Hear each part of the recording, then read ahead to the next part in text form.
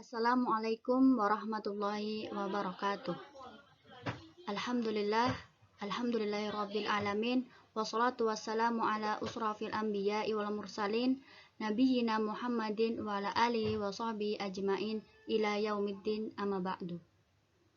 Yang saya hormati Bapak Mujibur Rahman MSI selaku dosen mata kuliah Moderasi Islam dan teman-teman yang berbahagia.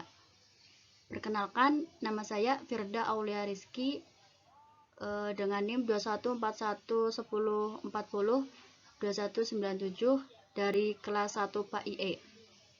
Di sini saya akan sedikit memaparkan tentang konsep pendidikan moderasi Islam. Yang pertama, mengapa kita perlu ada moderasi Islam? Menurut Quraish Shihab, selaku tokoh ulama besar, mengatakan keanekaragaman merupakan keniscayaan yang dikehendaki Allah, termasuk dalam hal perbedaan dan keanekaragaman pendapat dalam bidang ilmiah, bahkan keanekaragaman pendapat manusia. Dapatkah dari perbedaan tersebut untuk saling menghormati dan tidak menyalahkan? Maka ini dijadikan pijakan dalam beramal dan beragama. Maka inilah yang sebenarnya konsep Islam moderat. Artinya, siapapun orangnya dalam beragama dapat bersikap sebagaimana kriteria tersebut, maka bisa disebut dengan Islam yang moderat. Jadi dapat disimpulkan perlunya moderasi beragama yaitu sebagai solusi agar dapat menjadi kunci penting untuk menciptakan kehidupan beragama yang rukun, harmonis, damai, serta menekankan keseimbangan, baik dalam kehidupan pribadi, keluarga, masyarakat, maupun kehidupan secara keseluruhan. Kemudian, definisi pendidikan moderasi Islam. Moderasi Islam adalah sebuah pandangan atau sikap yang selalu mengedepankan pertengahan dalam mengambil sikap terhadap disparitas atau perbedaan yang ada di masyarakat. Bersikap dengan senantiasa berusaha mengambil posisi tengah dari dua sikap yang berseberangan dan berlebihan merupakan sikap moderat Islam. Salah satu dari kedua sikap yang ada tidak mendominasi dalam pikiran dan sikap seorang muslim. Islam mengajarkan sikap saling menghormati, toleransi, dan menjunjung tinggi nilai-nilai kemanusiaan dan keadaban. Islam dipersepsikan mengandung ajaran-ajaran moderat di dalamnya, yang sering dikenal dengan istilah moderasi Islam. Kemudian, tujuan dan manfaat moderasi Islam. Pertama yaitu tujuannya. Tujuan moderasi Islam tak lain untuk menghadirkan keharmonisan dalam kehidupan kita sebagai sesama anak bangsa. Yang kedua, manfaat dari moderasi Islam. Manfaat dari moderasi beragama yaitu sebagai solusi agar dapat menjadi kunci penting untuk menciptakan kehidupan keagamaan yang rukun, harmonis, damai, serta menekankan keseimbangan, baik dalam kehidupan pribadi, keluarga, masyarakat, maupun kehidupan secara keseluruhan. Kemudian, landasan normatif moderasi Islam. Landasan normatif ini ada salah satu landasan kenapa tema moderasi dipilih dalam pelatihan Mubalik moderasi. Yang pertama yaitu landasan normatif yaitu landasan yang bersumber dari Al-Quran yang terdapat dalam surat Ali Imran ayat 110 yang di situ menjelaskan menjadinya khaira ummah atau umat yang baik itu salah satu indikator adalah bisa menjadikan umatan watasyah. Jadi landasan normatif itu yang lebih berdominan ke Al-Quran, sumber-sumbernya dalam Al-Quran. Kemudian yang kedua adalah landasan sosiologis.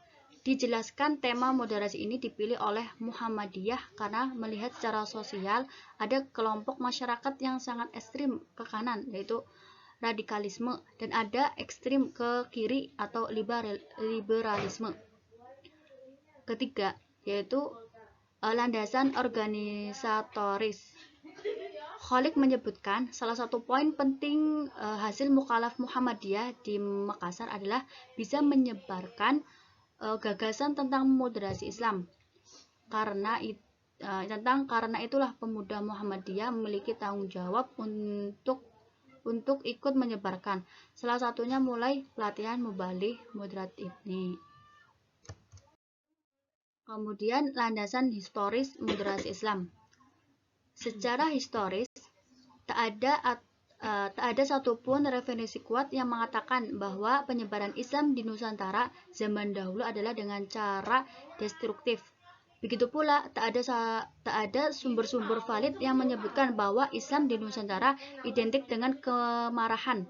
Justru sebaliknya, para wali songo menyebarkan agama-agama Islam dengan damai sembari merawat tradisi dan pengajaran banyak hal. Moderasi Islam di Indonesia dimulai sejak zaman Wali Songo.